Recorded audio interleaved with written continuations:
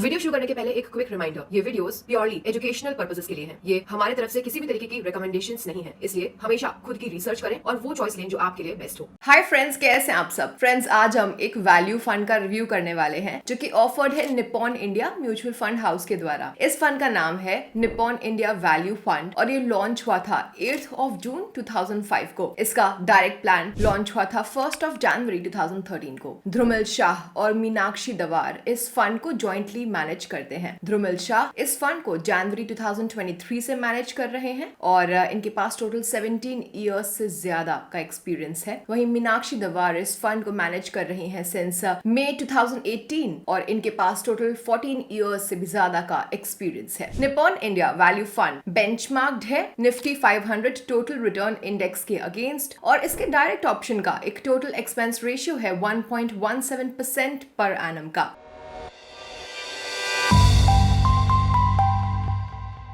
चलिए अब हम इसके इन्वेस्टमेंट ऑब्जेक्टिव की बात कर लेते हैं। ये स्कीम एम करती है long term capital appreciation provide करने का और कंसिस्टेंट रिटर्न्स जनरेट करने का। ये ऐसा करती है एक्टिवली उन इक्विटी और इक्विटी रिलेटेड सिक्योरिटीज में इन्वेस्ट करके जो प्रीडोमिनेंटली वैल्यू स्टॉक्स में इन्वेस्ट करते हो। हालांकि आपको नोट करना चाहिए कि कोई गारंटी नहीं है कि इस स्कीम का इन्वेस्टमेंट ऑब्जेक्टिव रियलाइज हो ही जाएगा। तो इस फंड का इन्वेस्टमेंट अप्रोच कुछ इस तरीके से है। देखिए, ये फंड ना वैल्यू इन्वेस्टमेंट स्ट्रेटजी का इस्तेमाल करता है और ये एम करता है मार्केट के सभी सेक्टर्स और सेगमेंट्स के अक्रॉस की अपॉर्चुनिटीज को टैप करने का। ये फोकस करता है उन स्टॉक्स में इन्वेस्ट करने का जो कि अंडर वैल्यूड हो लेकिन जिनमें लॉन्ग टर्म ग्रोथ और बेहतर रिस्क एडजस्टेड रिटर्न्स का पोटेंशियल हो। ये अंडर वैल्यूड स्टॉक्स को ढूंढता है कई फैक्टर्स को इवेल्युएट करके, जैसे कि स्टॉक की वैल्यूएशन, कंपनी का financial strength, cash flow, competitive as, business prospects and earning potentials.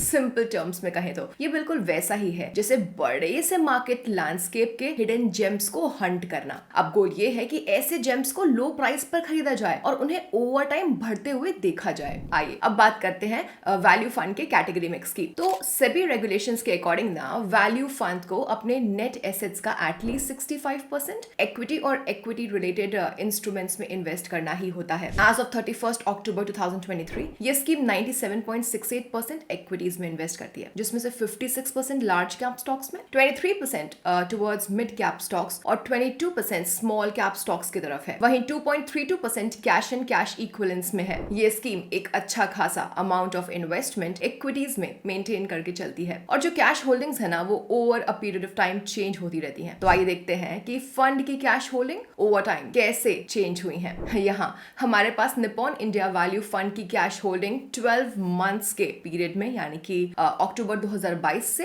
अक्टूबर 2023 के बीच में कुछ इस तरीके से ग्राफ में देखिए। सो यहाँ पे आप देख सकते हैं cash holdings month two month fluctuate हुई हैं और ये डिपेंड कर रहा है फंड की इन्वेस्टमेंट स्ट्रेटजी और उस वक्त की मार्केट कंडीशंस पर। जो हाईएस्ट कैश होल्डिंग्स थी ना वो अगस्त 2023 में 3.97% थी। वहीं लोएस्ट मई 2023 में 1.1% थी। जो लेटेस्ट कैश होल्डिंग्स है वो एज ऑफ अक्टूबर 2023 2.32% है। तो ओवरऑल इक्विटी होल्डिंग्स हमेशा अबव 96% ही रही हैं। फ्रेंड्स, अब हम फंड स्नैपशॉट की बात करने वाले हैं। तो जैसे कि आप स्क्रीन पे देख सकते हैं इस फंड का एसेट अंडर मैनेजमेंट है ₹5,638.53 करोड़ का। एग्जिट लोड की बात करें तो for units more than 10% of investments एक एग्जिट लोड 1% का लगेगा अगर यूनिट्स को रिडीम किया जाता है विद इन 12 मंथ्स। इसका पोर्टफोलियो टर्नओवर रेशियो है 0.46 का यानी कि 46% का। तो यहाँ पोर्टफोलियो टर्नओवर रेशियो मेजर करता है कि फंड मैनेजर पोर्टफोलियो में म्यूचुअल फंड की होल्डिंग्स को कितनी ऑफन बाय या फिर सेल कर रहे हैं। तो इस फंड का पीटीआर है 46% का, जिसका मतलब है कि फंड मैनेजर होल्डिंग्स को बहुत ऑफन चेंज नहीं कर रहे हैं। इसके अलावा इसका कैटेगरी एवरेज टर्नओवर रेशियो है 277.76% का, जिसका मतलब है कि फंड मैनेजर ने पोर्टफोलियो को पिछले एक साल में इसके पीयर्स के कंपैरिजन में लेस फ्रीक्वेंटली अपडेट किया है पोर्टफोलियो को। दैट इज फंड मैनेजर ने पोर्टफोलियो के स्टॉक्स को इनके पीयर्स के कंपैरिजन में लॉन्गर ड्यूरेशन के लिए होल्ड किया है। चलिए अब बात करते हैं वैल्यू फंड कैटेगरी की। तो value funds open ended equity mutual funds होते हैं जो कि की वैल्यू इन्वेस्टमेंट स्ट्रैटेजी को फॉलो करते हैं, जिसका मतलब है कि ये ऐसे स्टॉक्स में इन्वेस्ट करते हैं जो अंडर वैल्यूड हो या अभी अपने एक्चुअल या ट्रू वर्थ से, दैट इज इंट्रिंसिक वर्थ से कम पर ट्रेड कर रहे हो। वैल्यू फंड के स्टॉक्स मार्केट स्पेक्ट्रम के अक्रॉस, यानी कि large, mid and small caps के अक्रॉस के बिजनेस या अंडर वैल्यूड असेट्स को रिप्रेजेंट कर सकते हैं। इन स्टॉक्स को सिलेक्ट करने का प्राइमरी रीजन ये है कि ये कुछ टेम्पररी फैक्टर्स की वजह से अभी अंडर वैल्यूड है, लेकिन ये स्टॉक्स लॉन्ग रन में हायर रिटर्न्स प्रोवाइड करेंगे। तो आपको बता दें कि सेबी ने 2017 में म्यूचुअल फंड स्कीम्स को कैटेगराइज और डिफाइन किया था। ये नेसेसरी हो गया था ताकि इक्विटी म्यूचुअल फंड स्कीम्स में यूनिफॉर्मिटी बनी रहे। लार्ज कैप, मिड कैप और स्मॉल कैप स्टॉक्स को कैटेगराइज किया गया था based on full market capitalisation. दोस्तों, मार्केट कैपिटलाइजेशन के बेसिस पर इंडियन स्टॉक एक्सचेंज पर फर्स्ट से 100th रैंक वाली लिस्टेड कंपनीज को as large cap companies categorise किया जाता है। वहीं नेक्स्ट वो लिस्टेड कंपनीज जो कि अपने मार्केट कैपिटलाइजेशन के बेसिस पे इंडियन स्टॉक एक्सचेंज पर 101st से 250th रैंक पे हैं, उन्हें as mid cap companies categorise किया गया है। और लास्टली 250th रैंक के बाद वाली लिस्टेड कंपनीज को as small cap companies categorise किया गया है। अब हम बात करने वाले हैं पोर्टफोलियो एनालिसिस की। एज ऑफ 31 अक्टूबर 2023 फंड का पोर्टफोलियो अक्रॉस 77 स्टॉक्स स्प्रेड था। इसके साथ टॉप 10 स्टॉक्स फंड के नेट एसेट्स का अराउंड 35.22% कंट्रीब्यूट करते हैं। As of October 2023 highest weighted stock था ICICI बैंक लिमिटेड का, जिसका एक्सपोजर 5.8% है फंड के पोर्टफोलियो में। अगर हम मार्च 2023 के पोर्टफोलियो होल्डिंग्स को चेक करें तो टॉप 5 होल्डिंग्स ऑलमोस्ट सेम ही थे, सिर्फ एंजल वन लिमिटेड पोर्टफोलियो का पार्ट नहीं था मार्च 2023 में, जो कि क्लियरली एविडेंट है इसके लो पोर्टफोलियो टर्नओवर रेशियो से। अब अगर हम ICICI बैंक के फंड की पोर्टफोलियो होल्डिंग्स को देखें तो वो स्लाइटली कम हुई हैं। ये अक्टूबर 2022 में 6.68% थी और अक्टूबर 2023 में 5.8%। अब हम HDFC बैंक पे आते हैं तो इसकी फंड की पोर्टफोलियो होल्डिंग्स इंक्रीज हुई हैं, बढ़ी हैं। ये थी अक्टूबर 2022 में 4.71% की और हो गई है 5.73% अक्टूबर 2023 में। हालांकि इन्फोसिस और लार्सन एंड ट्यूब्रो की होल्डिंग्स फंड्स के पोर्टफोलियो में कम हुई हैं अक्टूबर 2022 से अक्टूबर 2023 तक, और एंजल वन की होल्डिंग फंड के पोर्टफोलियो में बढ़ी है अक्टूबर 2022 से अक्टूबर 2023 तक। अब हम फंड का इंडस्ट्री एलोकेशन डेटा देखने वाले हैं। Friends, as of October 2023 fund के टॉप 5 इंडस्ट्री एलोकेशंस थे बैंक्स 17.39% पे, IT सॉफ्टवेयर 6.78% पे, finance 6.68%, consumer durables 6.5% and automobiles 6.03%। अगर हम मार्च 2023 के लिए फंड पोर्टफोलियो का सेक्टर एलोकेशन को चेक करें तो टॉप 5 सेक्टर्स ऑलमोस्ट सेम थे, जो कि क्लियरली इसके लो पोर्टफोलियो टर्नओवर रेशियो से साफ है। फर्दर अगर हम अक्टूबर 2022 महीने के लिए भी फंड का सेक्टर एलोकेशन चेक करें तो भी टॉप 5 सेक्टर्स एग्जैक्टली सेम थे।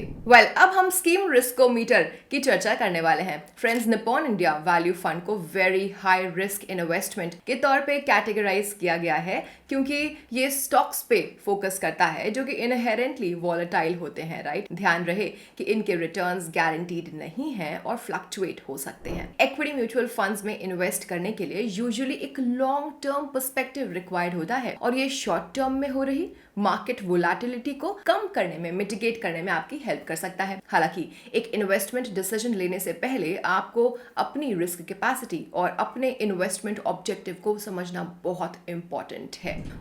अब हम परफॉर्मेंस एनालिसिस की बात करने वाले हैं। तो अगर आपने Nippon India value fund direct plan growth में इसके इंसेप्शन से, यानी कि बिगनिंग से, जनवरी 2013 से 1 लाख रुपए इन्वेस्ट किए होते तो आपको अराउंड 4.55 लाख रुपीस मिल गए होते। तो फंड ने इसके इंसेप्शन से ही 16.36% का एनुअलाइज्ड रिटर्न दिया है। इस फंड ने लास्ट 3 इयर्स में 27.52% का एनुअलाइज्ड रिटर्न दिया है। ये बहुत ही अच्छा रिटर्न है उन इन्वेस्टर्स के लिए जो लॉन्ग टर्म वेल्थ क्रिएशन ढूंढ रहे हो। तो हम कह सकते हैं कि फंड के रिटर्न्स ने स्कीम में इन्वॉल्व रिस्क को जस्टिफाई कर दिया है। अब स्कीम की स्टैंडअलोन परफॉर्मेंस को देखने के साथ साथ चलिए इसके परफॉर्मेंस को इसके बेंचमार्क के अगेंस्ट भी देख लेते लेते हैं। तो जैसे कि हम देख सकते हैं, निप्पॉन इंडिया वैल्यू फंड ने अपने बेंचमार्क को लॉन्ग टर्म और शॉर्ट टर्म दोनों में ही आउट परफॉर्म कर दिया है। अगर हम 3 इयर्स के रिटर्न्स को चेक करें तो फंड ने एक CAGR ऑफ 27.62% जनरेट किया है अपने बेंचमार्क निफ्टी 500 के अगेंस्ट, जिसने 21.84% जनरेट किया है। हालांकि अगर हम 1 ईयर के रिटर्न्स को चेक करें तो फंड ने CAGR ऑफ 17.25% जनरेट किया है अपने बेंचमार्क के अगेंस्ट, जिसने अगेन इससे कम यानी कि 9.87% ही किया है। सिमिलरली अगर हम 5 इयर्स के फंड के रिटर्न्स को चेक करें तो फंड ने 17.42% जनरेट किया है बेंचमार्क के अगेंस्ट, जिसने 15.16% ही किया है। तो फंड ने इसके इंसेप्शन से ही अपने बेंचमार्क को आउट परफॉर्म किया है। आइए अब देखते हैं कि फंड ने पेयर्स के कंपैरिजन में कैसा परफॉर्म किया। आप स्क्रीन पे फंड का परफॉर्मेंस चेक कर सकते हैं in comparison to the peer group as of December 2nd, 2023। यहाँ हम कह सकते हैं कि फंड अपने पीयर्स को both long and short term में आउट परफॉर्म कर पाया है। फंड ने जो रैंकिंग्स रिसीव की है ना, वो है एज हाई एज 4th और 3rd over 3 year and 5 year period respectively में। अब हम क्रिटिकल रेशियोज की बात करने वाले हैं। फ्रेंड्स, म्यूचुअल फंड्स वेल्थ को ग्रो करने का एक टूल की तरह सर्व करता है। हालांकि ये समझना जरूरी है कि ये रिस्क के साथ भी तो आता है, इसलिए म्यूचुअल फंड से एसोसिएटेड रिस्क को इवैल्यूएट करना उस इन्वेस्टमेंट वर्दीनेस को पता लगाने का एक की स्टेप होता है। And this is where risk adjusted returns का कॉन्सेप्ट रेलेवेंट हो जाता है। देखिए, रिस्क एडजस्टेड रिटर्न्स एक स्मार्ट तरीका देते हैं कंपेयर करने का कि एक फंड कितना अच्छा परफॉर्म कर रहा है in comparison to the risk जो वो बेयर कर रहा है, उठा रहा है। अब कई रेशियोज होते हैं जो कि हमको रिस्क एडजस्टेड रिटर्न्स नापने में हेल्प कर सकते हैं। उनमें से कुछ इंपॉर्टेंट रेशियोज हम डिस्कस करने वाले हैं। सबसे पहला है स्टैंडर्ड डेविएशन। तो ये फंड के पोर्टफोलियो से अराइज होने वाले टोटल रिस्क को नापता है। ये एक कॉम्प्रिहेंसिव रिस्क मेजरमेंट टूल है। निप्पॉन इंडिया वैल्यू फंड का स्टैंडर्ड डेविएशन है 14.53 का। आइए चलते हैं बीटा की तरफ। तो ये वो रेशियो है जो कि बेंचमार्क के कंपैरिजन में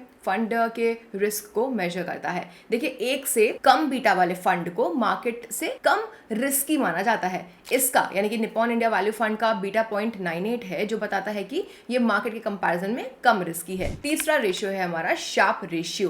तो ये फंड द्वारा जनरेटेड रिस्क एडजस्टेड रिटर्न्स को नापने में हेल्प करता है। अगर हम आसान भाषा में कहें तो ये इंडिकेट करता है कि ना फंड द्वारा लिए गए हर एक यूनिट ऑफ रिस्क के लिए कितना एक्सेस रिटर्न जनरेट करके इसने दिया है। इस फंड के लिए शार्प रेशियो है 1.45 का, जिसका मतलब क्या है? इसका मतलब है कि हर एक यूनिट ऑफ रिस्क के लिए इस फंड ने 1.45 टाइम्स एक्सेस रिटर्न्स दिए हैं। वेल फ्रेंड्स, अब हम अपने कंक्लूजन पे आ चुके हैं। फाइनली हम कह सकते हैं कि निप्पॉन इंडिया वैल्यू फंड एक काफ़ी वेल डाइवर्सिफाइड फंड है जो एक्सपीरियंस्ड प्रोफेशनल्स के द्वारा मैनेज्ड है। इस फंड का इसके पीयर्स के कंपैरिजन में कम पोर्टफोलियो टर्नओवर रेशियो है। इसके अलावा फंड ने अपने पीयर्स और बेंचमार्क को both long and short term में आउट परफॉर्म भी कर दिया है। हालांकि आपको माइंडफुल रहना चाहिए कि ये फंड एक बहुत ही हाई रिस्क कैटेगराइजेशन में फॉल भी तो करता है। ये फंड बेस्ट सूटेड है उन इन्वेस्टर्स के लिए जिनका एक लॉन्ग टर्म इन्वेस्टमेंट होराइजन हो और जिनकी हायर रिस्क टॉलरेंस हो। सो या that's all about today's video. अगर आपको ये वीडियो हेल्पफुल, इंसाइटफुल लगी हो तो लाइक बटन को हिट करना मत भूलिएगा। अपने नेटवर्क के साथ इसे शेयर कर दीजिएगा और ऐसे अमेजिंग कंटेंट के लिए मेरे चैनल को सब्सक्राइब कर लीजिएगा। Thank you for watching. मिलते हैं नेक्स्ट वीडियो में, तब तक के लिए happy investing and bye bye.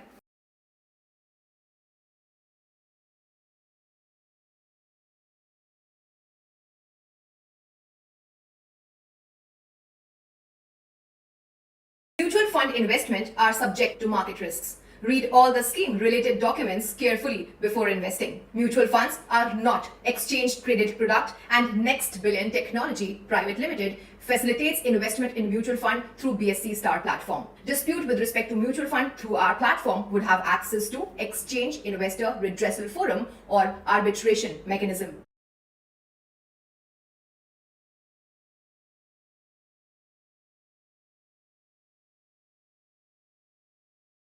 Mutual fund निवेश बाजार जोखिम के अधीन है। योजना संबंधी सभी दस्तावेजों को ध्यान से पढ़ें।